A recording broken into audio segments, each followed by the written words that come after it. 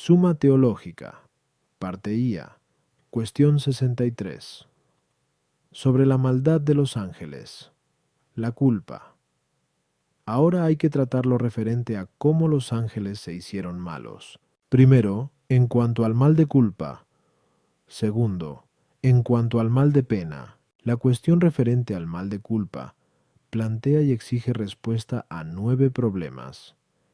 En el ángel, ¿puede o no puede haber mal de culpa? ¿Qué tipos de pecados puede haber en ellos? ¿Qué es aquello por lo que, apeteciéndolo, el ángel pecó, supuesto que se hicieran malos por algún pecado cometido por la propia voluntad? ¿Pudieron o no pudieron algunos ser malos naturalmente? Supuesto que no. ¿Pudo o no pudo algún ángel en el mismo momento de su creación ser malo por algún acto de su propia voluntad? Supuesto que no.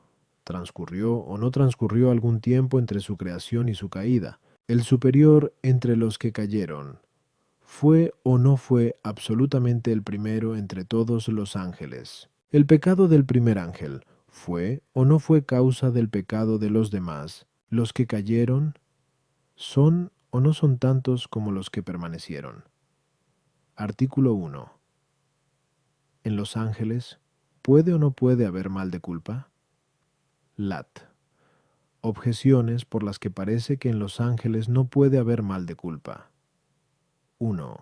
Como se dice en Nim Metaphys, solo puede haber mal en los seres que están en potencia, pues el sujeto de la privación es el ser que está en potencia, pero como los ángeles son formas subsistentes, en su ser no hay potencia, por lo tanto en ellos no puede haber mal. Tuku. Los ángeles son más dignos que los cuerpos celestes, pero en estos, como dicen los filósofos, no cabe el mal. Por lo tanto, tampoco en los ángeles lo que es natural, siempre se conserva.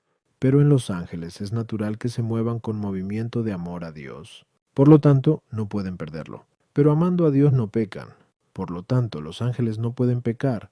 Potr. El apetito no tiende más que a lo bueno o a lo que parece bueno. Pero es imposible que para los ángeles haya un bien aparente que no sea verdadero bien, porque en ellos no cabe error alguno, o por lo menos no puede preceder a la culpa. Por lo tanto, los ángeles no pueden apetecer sino lo que es realmente bueno, pero por apetecer lo realmente bueno nadie peca. Por lo tanto, el ángel apeteciendo no peca. Contra esto está lo que se dice en Job 4:18. En sus ángeles halló maldad. Respondo.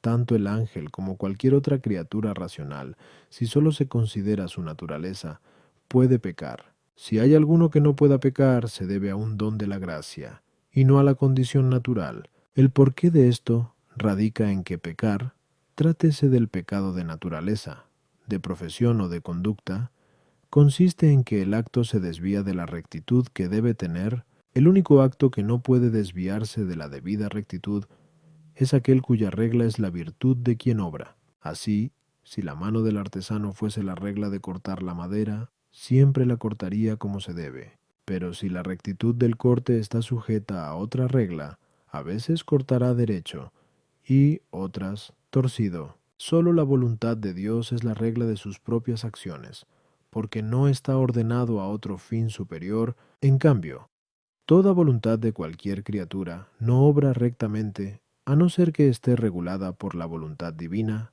a la que pertenece el último fin. De aquí que toda voluntad del inferior deba ser regulada por la del superior, como la del soldado por la del jefe del ejército. Por lo tanto, sólo la voluntad divina está exenta de pecado. Y en cambio, en toda voluntad de la criatura puede haber pecado por su condición natural. A las objeciones 1. En los ángeles no hay potencia para el ser natural. Sin embargo, en su parte intelectiva sí la tienen para optar por esto o aquello. En cuanto a esto, en ellos puede haber mal. Los cuerpos celestes no tienen más operaciones que las naturales. Por lo tanto, así como en su naturaleza no puede haber mal ni corrupción, tampoco en su acto natural cabe el mal de insubordinación. En cambio, los ángeles, por encima de su acción natural, tienen la del libre albedrío, y por eso, en ellos puede haber mal. En el ángel es natural que se vuelva con movimiento de amor natural a Dios, como principio del ser natural, pero que se vuelva a Dios, en cuanto objeto de la bienaventuranza sobrenatural. Le viene del amor gratuito, del cual pudo prescindir pecando. Foro. En el acto del libre albedrío puede haber pecado de dos maneras. 1. Una, porque elija lo malo. Ejemplo. Peca el hombre cuando elige el adulterio, que en sí mismo es malo. Estos pecados siempre provienen de algún error o ignorancia, ya que, de no tenerlo, no se elegiría lo malo como si fuese bueno. El adúltero, ciertamente, se equivoca en cada caso concreto eligiendo el placer de un acto desordenado, como si fuese un bien que de momento quiere tener, movido por la pasión o por el hábito, aunque, por lo general, no se engaña y sí piense correctamente en esta materia.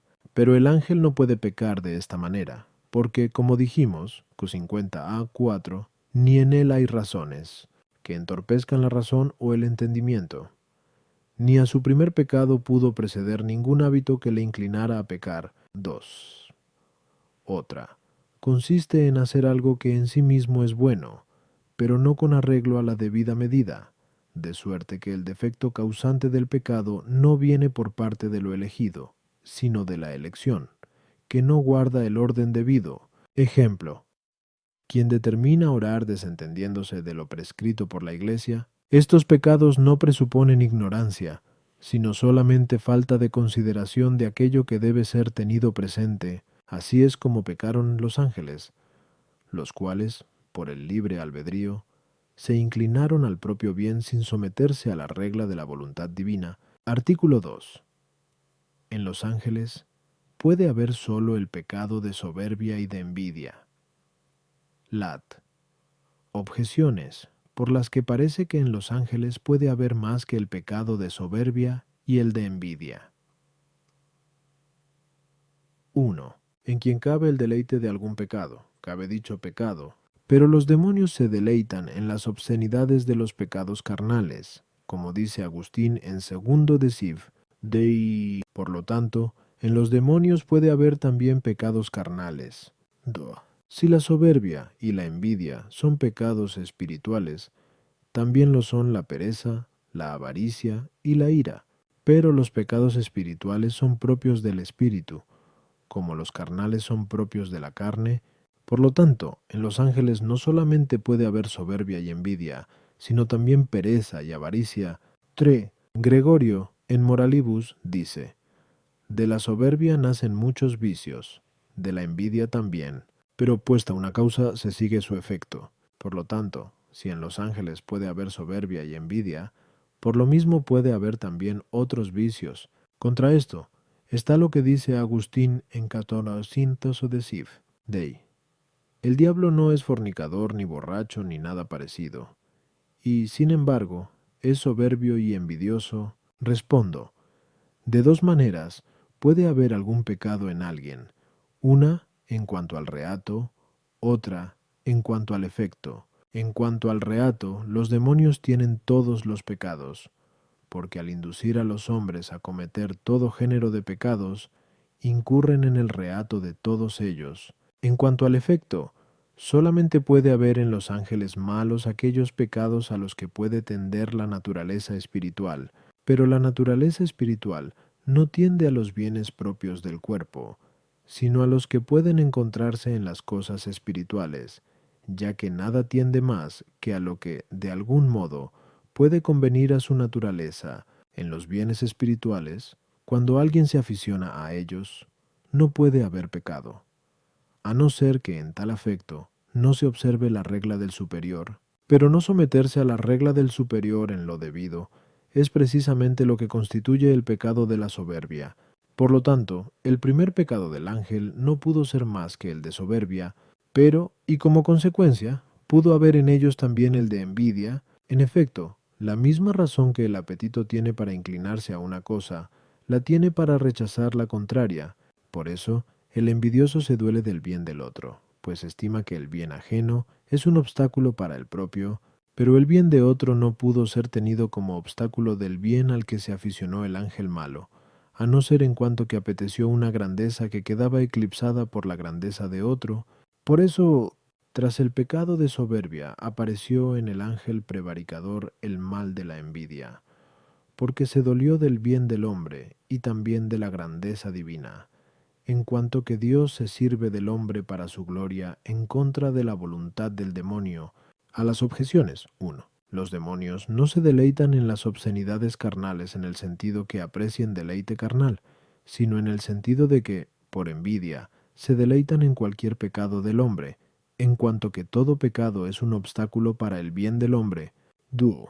La avaricia, en cuanto pecado especial, es un apetito desordenado de toda clase de bienes temporales que sirvan para la vida humana y puedan estimarse por dinero. Los demonios no apetecen estas cosas, como tampoco apetecen los deleites carnales. Por eso en ellos no puede haber avaricia propiamente tal.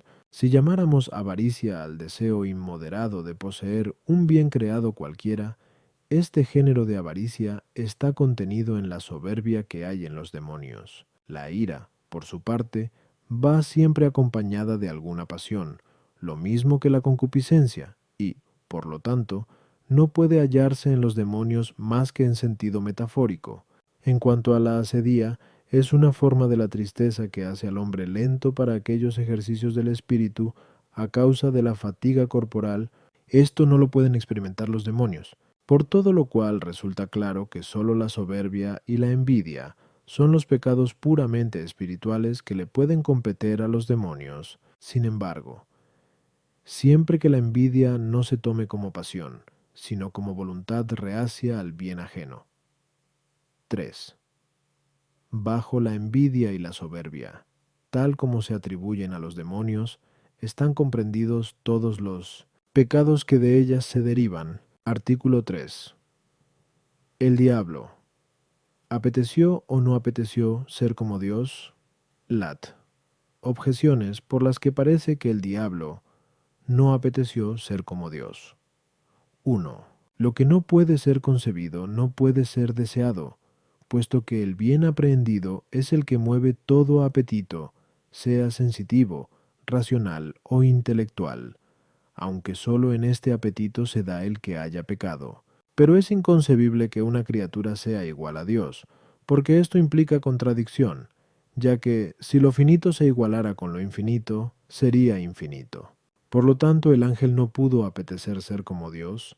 Tú, lo que es el fin de la naturaleza puede ser apetecido sin pecado, pero la semejanza con Dios es el fin al que naturalmente tiende toda criatura. Sí, pues, el ángel apeteció ser como Dios, no por igualdad, sino por semejanza. Parece que en esto no pecó. Tri. El ángel fue creado con mayor caudal de sabiduría que el hombre, pero ningún hombre, a no ser que esté perturbado, elige ser igual a un ángel, y mucho menos a Dios, porque la elección solamente recae sobre aquellas cosas posibles, acerca de las que cabe deliberación. Por lo tanto, mucho menos pecó el ángel apeteciendo ser igual a Dios. Contra esto está lo que dice Is 14, 1 a 13, 14 de la persona del diablo.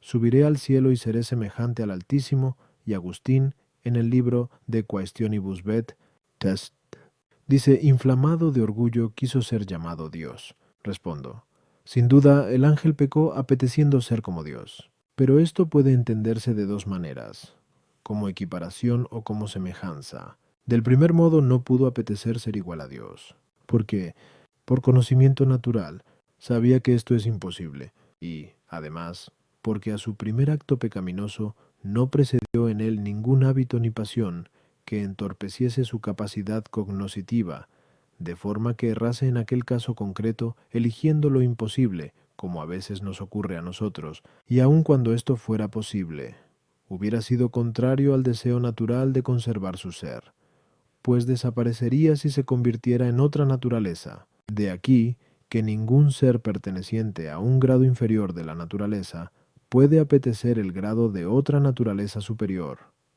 Como el asno no desea ser caballo, porque, pasando a una naturaleza superior, ya no sería él mismo.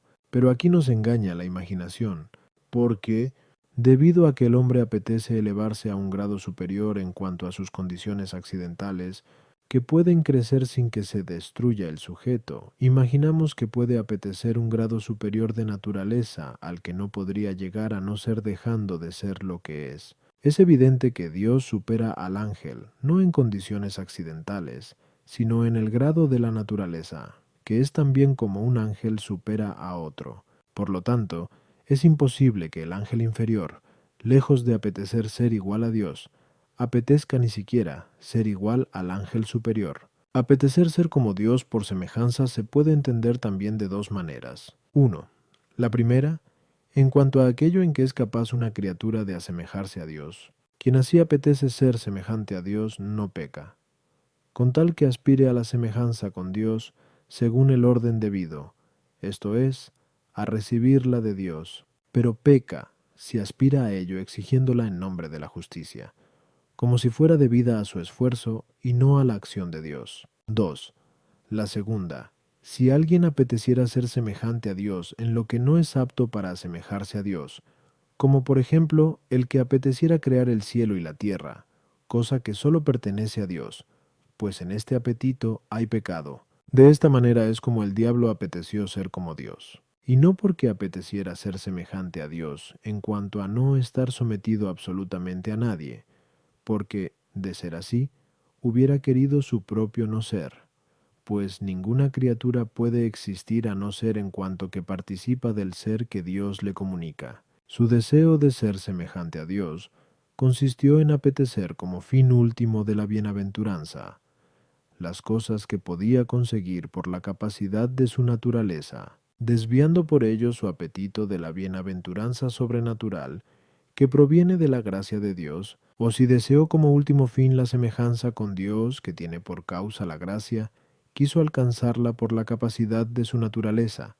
y no con la ayuda divina, según la disposición de Dios. Esto concuerda con la opinión de Anselmo cuando dice que apeteció aquello a que habría llegado si hubiera perseverado. De cualquier modo, estas dos explicaciones coinciden, porque lo que una y otra dicen es que apeteció obtener la bienaventuranza final por su capacidad, lo cual sólo es propio de Dios. No obstante, porque lo que existe por sí mismo es causa y principio de lo que es por otro, de aquel apetecer se siguió que quisiera dominar todo lo demás. En esto también perversamente quiso asemejarse a Dios.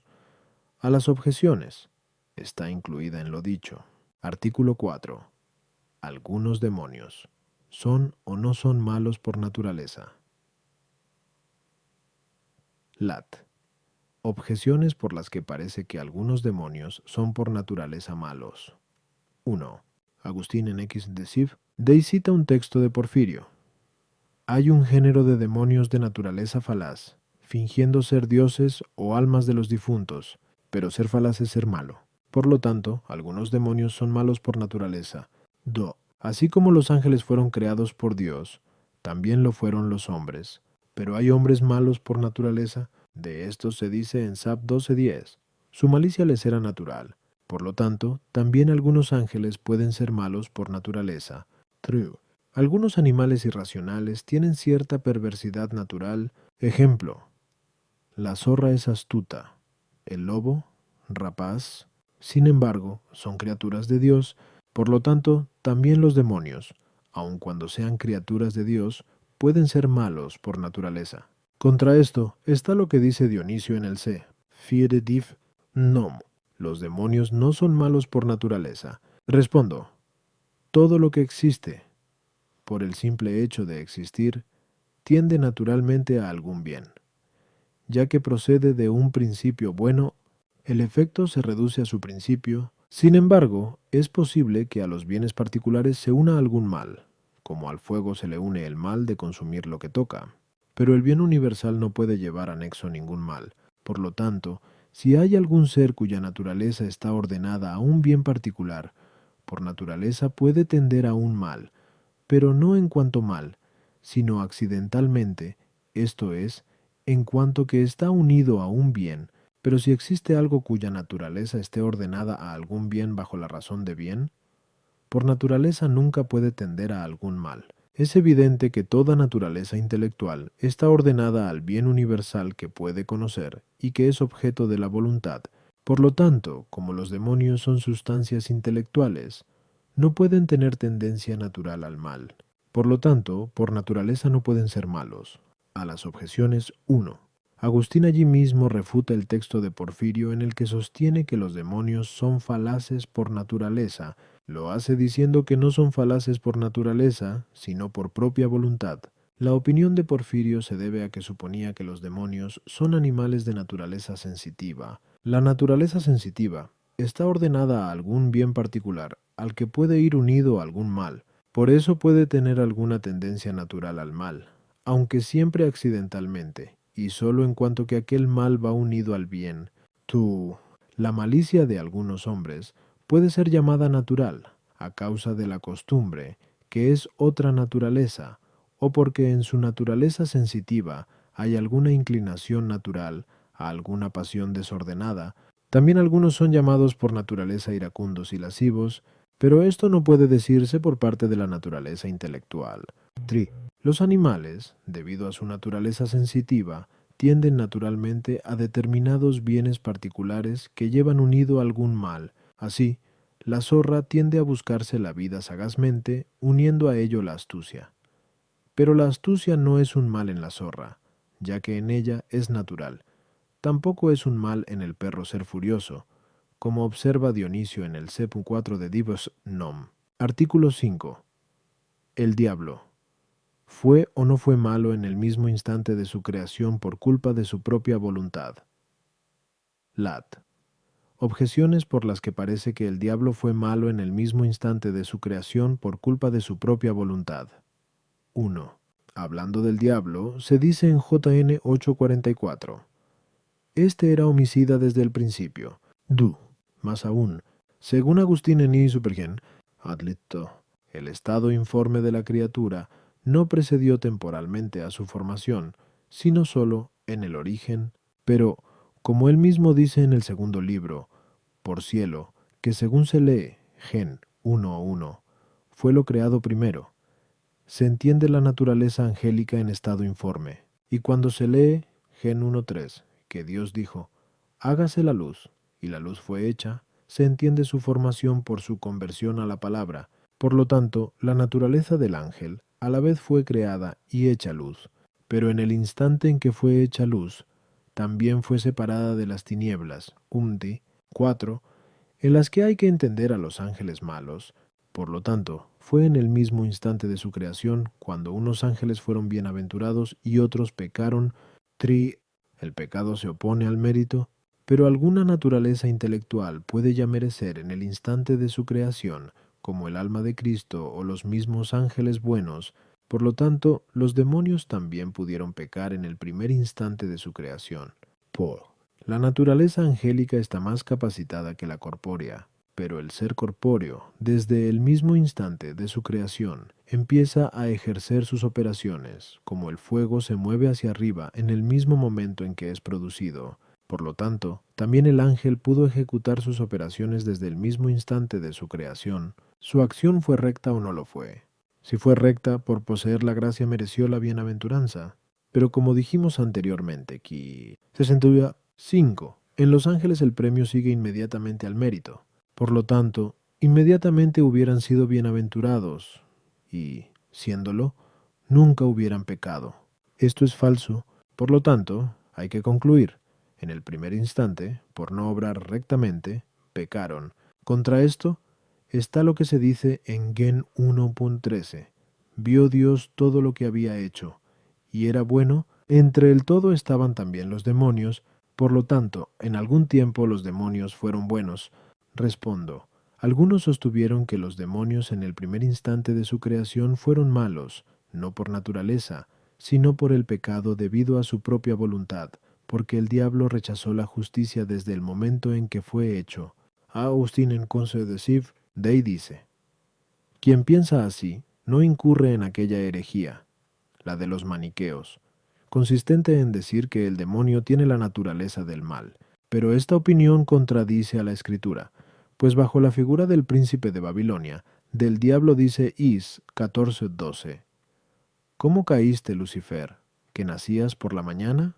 Y en Es 28:13 se dice del diablo en la persona del rey de Tiro, estuviste entre las delicias del paraíso de Dios.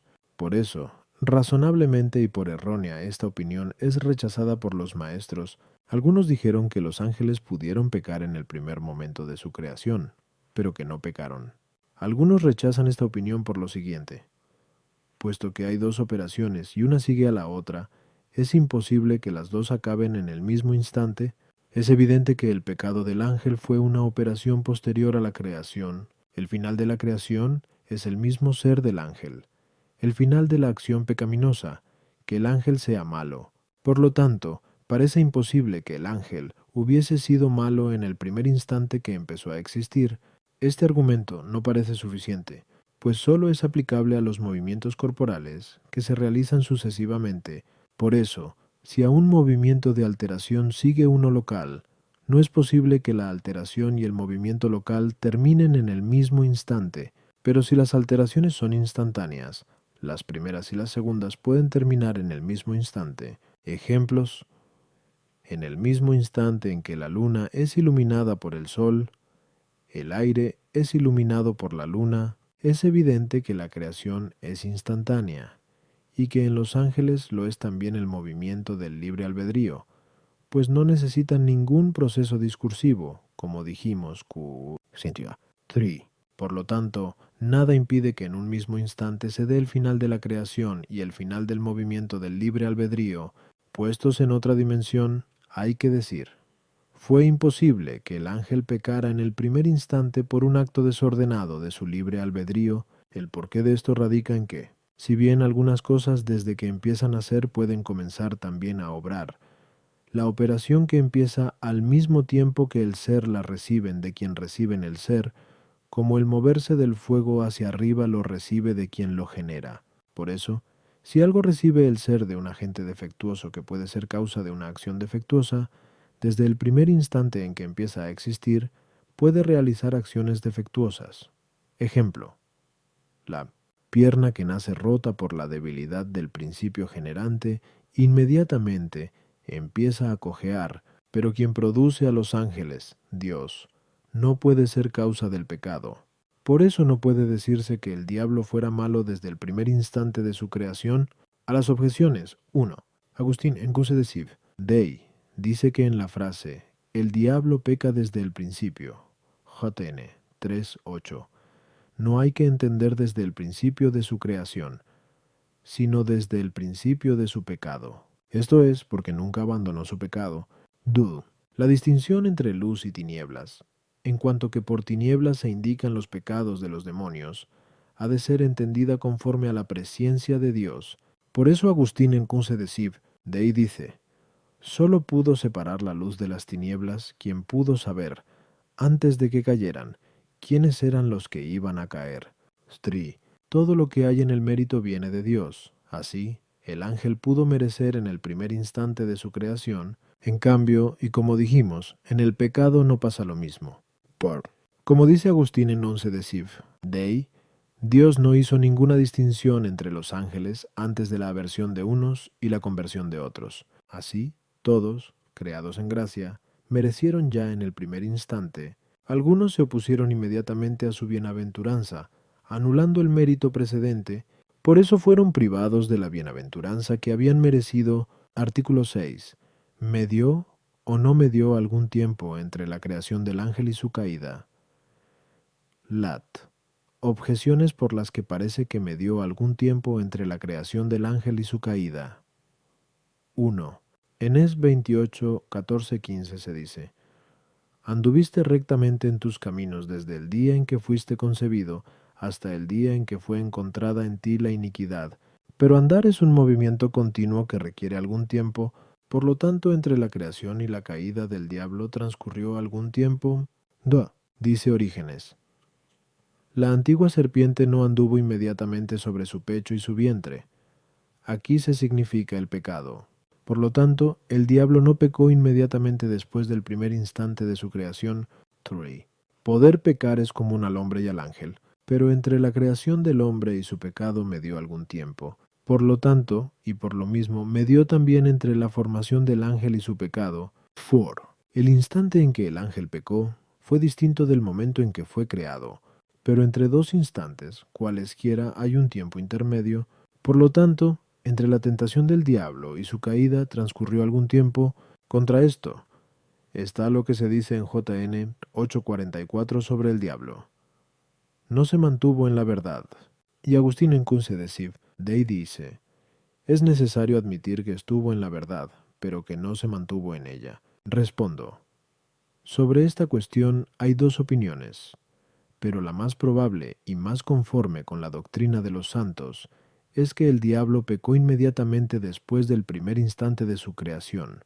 Es preciso que afirmemos esto si admitimos que ejecutó un acto del libre albedrío en el mismo momento en que fue creado, y que fue creado en gracia, como dijimos, a CMQ 63, pues como los ángeles alcanzaron la bienaventuranza por un solo acto meritorio, como también dijimos, que 65, si el diablo, creado en gracia, mereció en el primer instante, habría recibido la bienaventuranza inmediatamente después del primer instante, si, pecando, no hubiera puesto, también inmediatamente, el impedimento, en cambio, si se admite que el ángel no fue creado en gracia, o que en el primer instante no pudo realizar un acto de libre albedrío, nada impide que hubiera intervalo entre su creación y su caída. A las objeciones. 1. En la Sagrada Escritura es frecuente que los movimientos corporales medidos por el tiempo indiquen metafóricamente los movimientos espirituales instantáneos. Así, por andar se entiende el movimiento del libre albedrío que tiende al bien. 2. Orígenes dice que la antigua serpiente no anduvo arrastrándose inmediatamente y desde el principio, atendiendo al primer instante en el que no fue mala. 3. El ángel tiene libre albedrío inflexible después de la elección. Por lo tanto, si inmediatamente después del primer instante, en el que tuvo tendencia natural al bien, no hubiera interpuesto ningún obstáculo a su bienaventuranza, hubiera sido confirmado en el bien. En cambio, en el hombre no sucede lo mismo, por lo tanto no hay paridad. Por entre dos instantes cualesquiera haya un tiempo intermedio, es verdad si se demuestra que se trata del tiempo continuo, según Zisi Physic, pero como los ángeles no están sometidos al movimiento de los cuerpos celestes, que es la primera medida del tiempo continuo, en ellos por tiempo se entiende la sucesión de operaciones intelectuales y afectivas. Así, pues, el primer instante en los ángeles corresponde a la operación con la que la mente angélica se volvió a sí misma por el conocimiento vespertino. Por esto en el primer día se habla de la tarde, y no de la mañana, Gen 1. Esta operación fue buena en todos.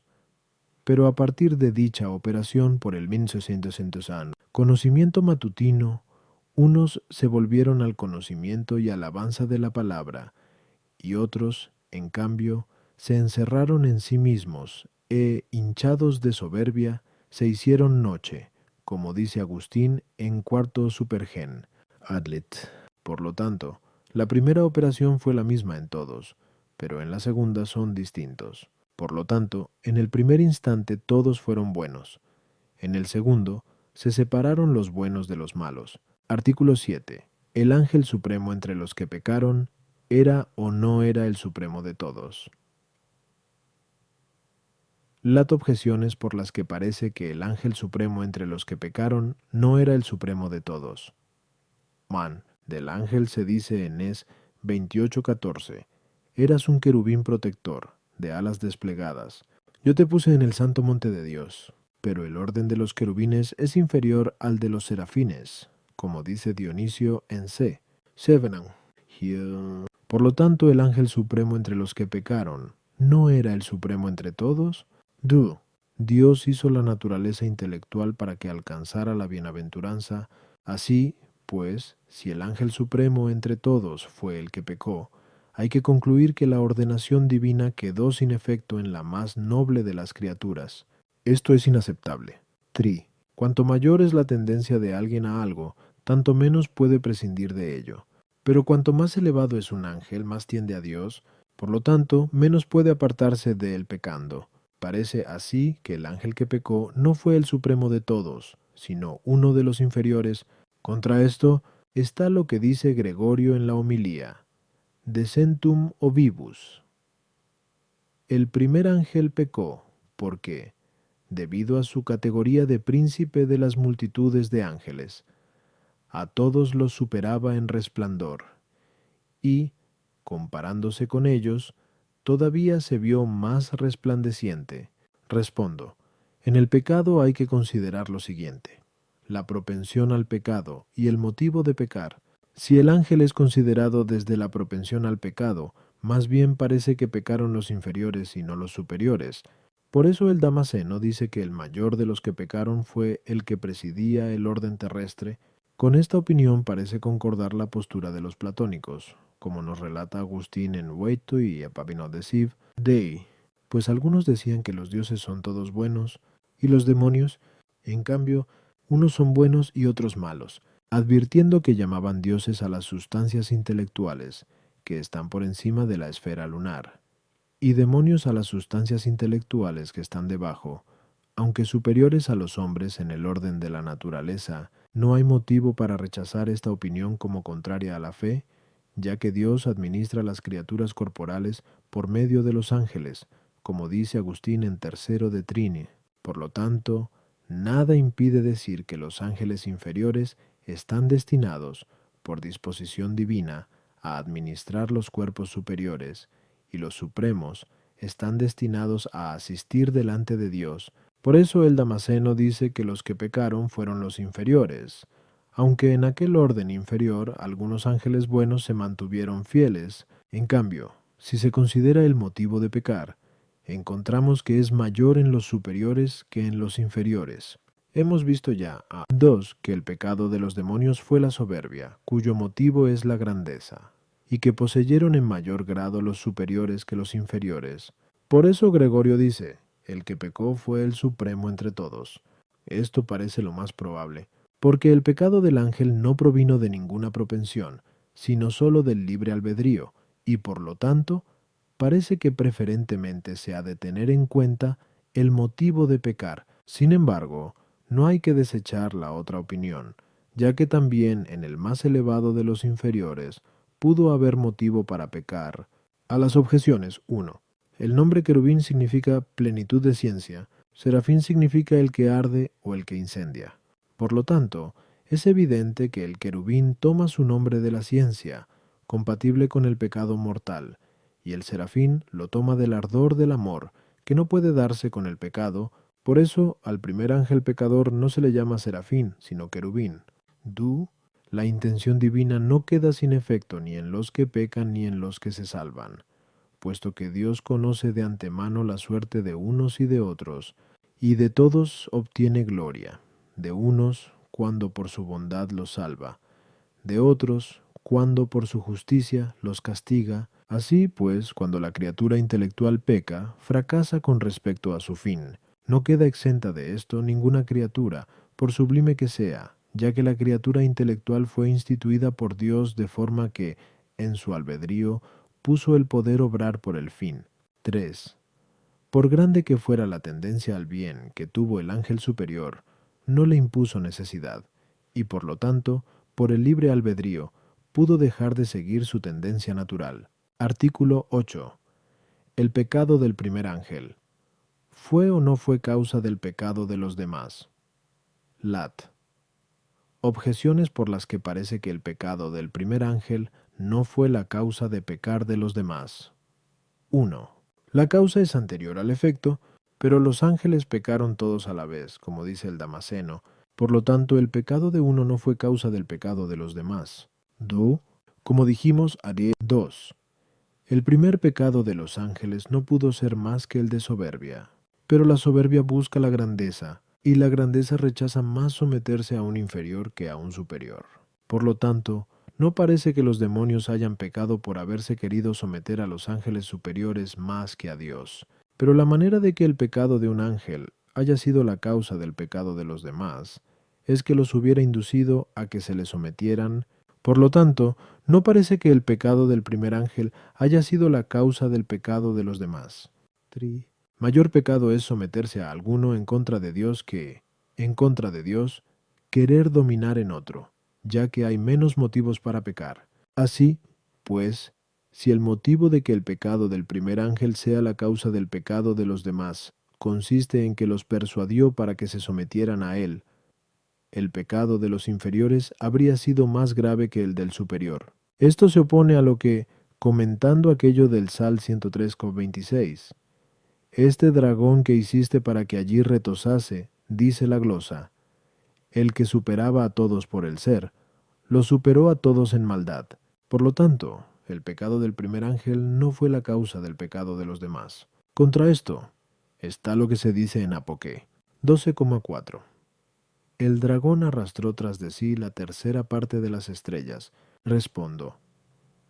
El pecado del primer ángel fue para los otros causa de pecar, no coactiva, pero sí como exhortación persuasiva. Un indicio de esto lo tenemos en que todos los demonios están sometidos a aquel primer rebelde, como resulta claro por lo que dice el Señor en Mt 25:41. Id, malditos, al fuego eterno que está preparado para el diablo y para sus ángeles. En el orden de la justicia divina, está dispuesto que, si alguno consiente en la culpa sugestionado por otro, en castigo quede sometido a su poder. Dice 2 P 2:19. Cada cual es esclavo de quien le venció. A las objeciones, aun cuando todos los ángeles pecaron a la vez, sin embargo, el pecado de uno pudo ser causa de que pecasen los demás. Esto es así porque el ángel no necesita tiempo para elegir, exhortar o consentir, como sucede en el hombre, que para elegir y consentir necesita deliberar, y para exhortar necesita hablar, y todo esto requiere tiempo. Más aún, en el mismo hombre sucede que, como todos saben, apenas concibe algo en el corazón, al momento empieza a hablar, y si cuando deja de hablar alguien comprende lo dicho, puede asentirlo. Esto es así, sobre todo cuando se trata de los primeros principios, que, apenas oídos, son asentidos. Por lo tanto, suprimido el tiempo que en nosotros resulta necesario para hablar y deliberar, en el mismo instante en que el primer ángel expresó con lenguaje espiritual sus designios, fue posible que los otros los hicieran también propios. Tú, en igualdad de circunstancias, el soberbio prefiere someterse a un superior más que a un inferior. Pero si del inferior consigue alguna grandeza que no puede conseguir del superior, prefiere someterse al inferior más que al superior. Por lo tanto, no se oponía al orgullo de los demonios que quisieran someterse a un inferior, aceptando su dominio, ya que, si quisieron tenerle como jefe y caudillo, fue con el objetivo de conseguir la bienaventuranza por sus propias fuerzas, y sobre todo porque, en el orden natural, estaban ya sometidos al ángel supremo, como dijimos, que, Centrua 6, en el ángel no hay nada que retarde su acción.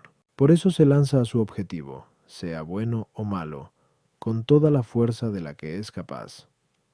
Así, pues, debido a que el ángel supremo poseía mayor capacidad natural que los inferiores, más impetuosa fue su caída en el pecado. Por eso su maldad es mayor. Artículo 9. Los que cayeron, ¿son o no son tantos como los que permanecieron? Lat. Objeciones por las que parece que son más los que pecaron que los que permanecieron. 1. El filósofo dice, el mal se encuentra en muchos, el bien en pocos. 2. Más aún, la justicia y el pecado se encuentran en los ángeles por los mismos motivos que en los hombres. Pero entre los hombres son más los malos que los buenos. Dice Eclo 1:15, infinito es el número de los insensatos. Por lo tanto, lo mismo debe suceder entre los ángeles.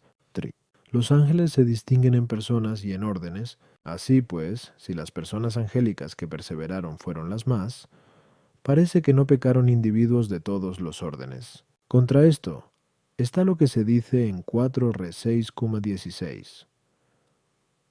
Los que están con nosotros son más de los que están con ellos. Esto va referido a los ángeles buenos, que están con nosotros para protegernos, y de los malos que nos acechan, respondo, los ángeles que perseveraron son más que los que pecaron, porque el pecado es contrario a la tendencia natural, y lo que va contra la naturaleza tiene lugar en los menos, pues la naturaleza logra su efecto siempre, o por lo menos, en la mayoría de los casos. A las objeciones 1. El filósofo se está refiriendo a los hombres, en los que el mal proviene de su búsqueda de bienes sensibles, que son los más conocidos, abandonando el bien de la razón, que pocos conocen, pero en los ángeles no hay más naturaleza que la intelectual, por lo tanto, no hay paridad. 2. La respuesta está incluida en lo expuesto. 3. Para los que opinan que el diablo fue el mayor de los ángeles pertenecientes al orden inferior, no cabe duda que no cayeron ángeles de todos los órdenes, sino solamente del orden inferior. En cambio, quienes sostienen que el diablo superior pertenece al orden supremo, admiten la probabilidad de que cayeran de todos los órdenes, como también que, para suplir la pérdida de los ángeles, son elevados a todos los órdenes hombres de todas las clases, con lo cual se confirma más la libertad del libre albedrío, que puede tender al mal, cualquiera que sea la categoría de las criaturas. Sin embargo, en la Sagrada Escritura a los demonios no se les atribuyen los nombres de algunos órdenes, como el de serafines o tronos, porque estos nombres están tomados del ardor del amor y de la inhabitación de Dios, que no pueden darse junto con el pecado. En cambio, sí se les atribuyen los de querubines, potestades y principados, porque éstos se toman de la ciencia y del poder, pudiendo ser comunes a los buenos y a los malos.